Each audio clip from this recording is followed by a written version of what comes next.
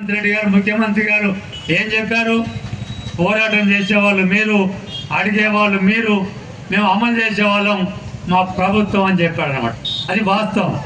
ఏ ప్రభుత్వం అయినా మనం డిమాండ్ చేస్తాం, వాళ్ళు ఇస్తారు. ఇక్కడ ఎమ్మెల్యేలు కానీ మంత్రులు కానీ చెప్పుకుంటారు, వాళ్ళు అడిగేవాళ్ళు తప్ప ఇచ్చేవాళ్ళం మేం కదా అని. అది వాస్తవమే. అడిగేవాళ్ళు లేకపోతే ఇచ్చేవాడు ఎక్కడున్నాడు?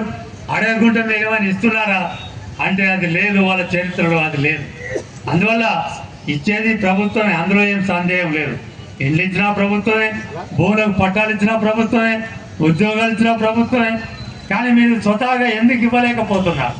కమ్యూనిస్ట్ పార్టీ కానీ ఇతర పార్టీలు కానీ పోరాటాలు చేయకుండా, ఉద్యమాలు చేయకుండా మీరు ఎందుకు ఆ సమస్యను పరిష్కరించలేకపోతున్నారు? అంటే ఈ పార్టీలన్నీ కూడా ఓట్లు అవసరమైనప్పుడు ప్రజల యొక్క కార్యక్రమాన్ని చెప్తూ ఉంటారు. ఓట్లు అయిపోయిన తర్వాత వాళ్ళ ఎజెండా మారిపోతుంటుంది. అయితే అప్పుడప్పుడు మనం గుర్తు చేయాలి, అది మన బాధ్యత. అయ్యా మీరు ఎన్నికల్లో మాకు హామీ ఇచ్చారు, ఆ హామీని అమలు చేయాలి అని మనము అప్పుడప్పుడు ఇలాంటి ధర్నాలు, నిరాహార దీక్షలు, పోరాటాలు నిర్వహిస్తే ఆ కార్యక్రమాలు అమలు జరుగుతూ ఉంటాయి. అది అందువల్ల ఆనాటి నుండి ఈనాటి వరకు మరి కమ్యూనిస్ట్ పార్టీ పోరాటాలు చేసినప్పుడే అది అమలుకు సాధ్యం అవుతుందనే విషయాన్ని